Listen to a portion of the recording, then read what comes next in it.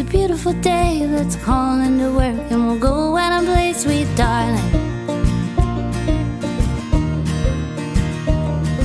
'Cause I've got nothing but time on my hands, I just wanna spend a little time with my man, sweet darling.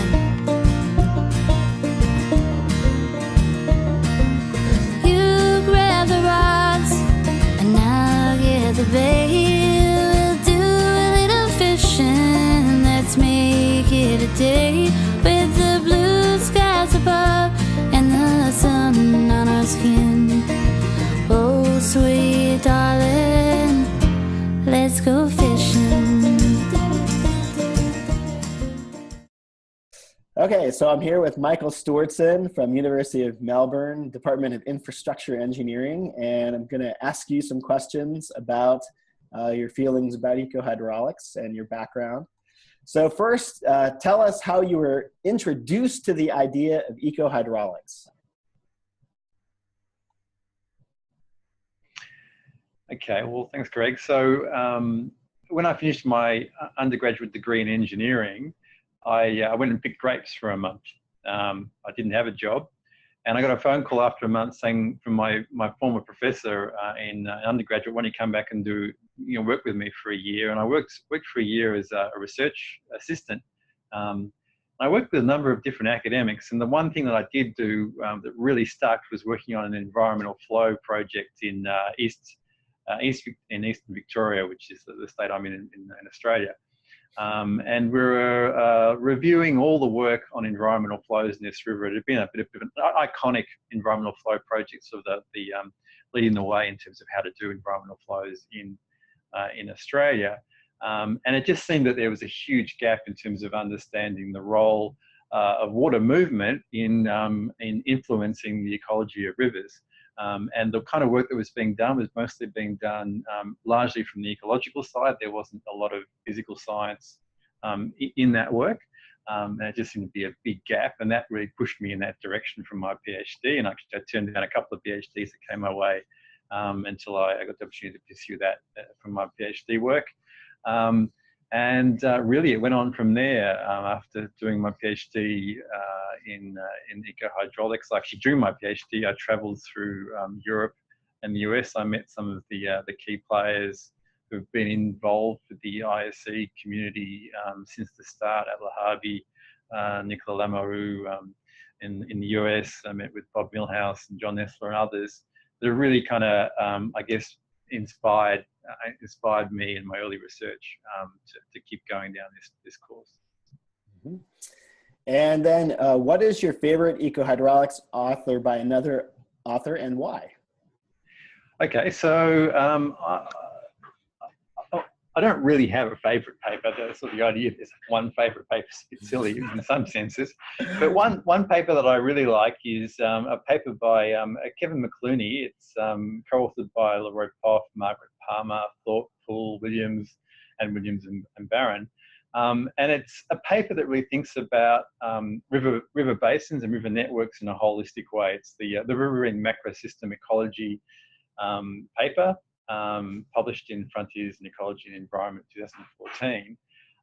And really the reason why I like this paper is it's not specifically about ecohydraulics in a traditional sense, but it's trying to understand the role of the physical environment, the hydraulic environment at the whole basin scale, and also considering the dynamics of that of the hydraulic environment.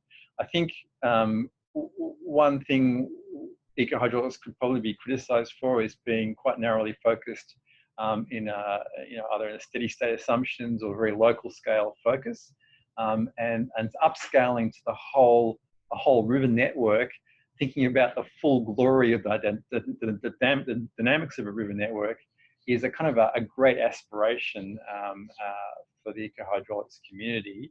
And one, I think it's probably a challenge that this paper presents to us is it conceptualizes some of the processes that operate at that catchment scale, how catchments respond to human disturbance, and I think it provides some important questions for the ecohydraulics community to think about. Okay, that sounds good, yeah. What's an ecohydraulics related project you're working on right now, and why is it exciting for you? Okay, so we got two arms to my research. One's fairly applied, focusing on environmental flow management. The other one's a bit more fundamental, looking at hyperetic zone processes. And at the moment, I'm developing some experimental work with PhD students, looking at the various factors within the hyperetic zone that control the hydraulic conductivity of sediments. We sort of familiar with key parameters in the surface water system, so roughness coefficients and so on.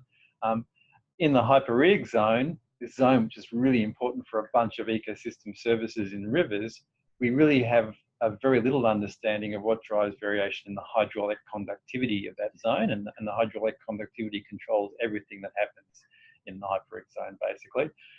When I was in France a couple of years ago, I was doing some work there with Nicolas Emmer and others, looking at the hydraulic conductivity of French rivers, and I found that they were all had a very low conductivity, and that was largely because of clogging of stream beds.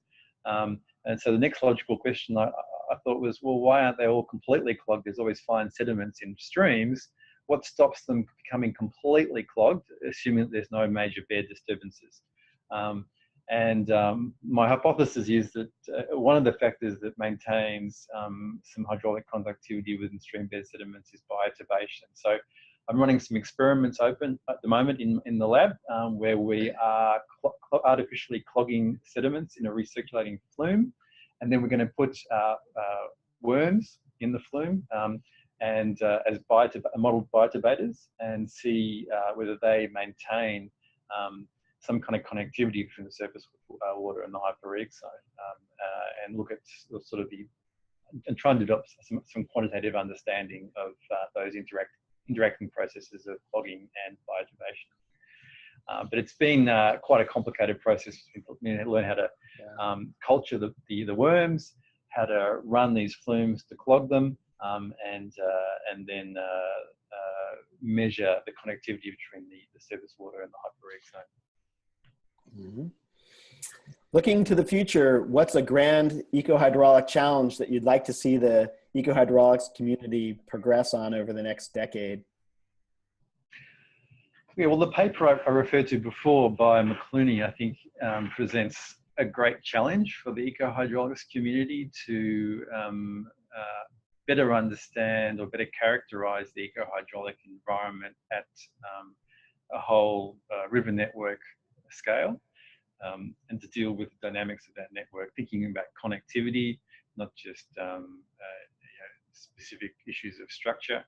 And so really, how do we represent, model, understand, conceptualize ecohydraulics of an entire river basin, including the disturbances produced by humans, that is useful in informing our understanding of the way basins function, and how we might restore entire river basins.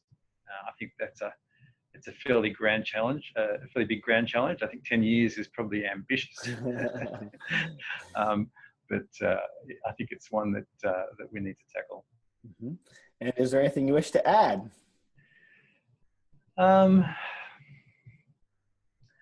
I think in the ecohydraulics community, we're fairly practical people on the whole. We tend to be motivated by practical problems to solve the management issues we see around us, whether that's sort of environmental flow management in my case, or fish passage, river restoration more generally. I think one thing we need to always remember when we're working on these kinds of problems is to look for the theoretical components, the underpinning conceptual understanding that's going to advance the general discipline of ecohydraulics. And I think that's really where we need to better develop the foundations of ecohydraulics and extend them beyond where they've been up to now, to develop the discipline in its own right. All right, good. Well, thank you very much.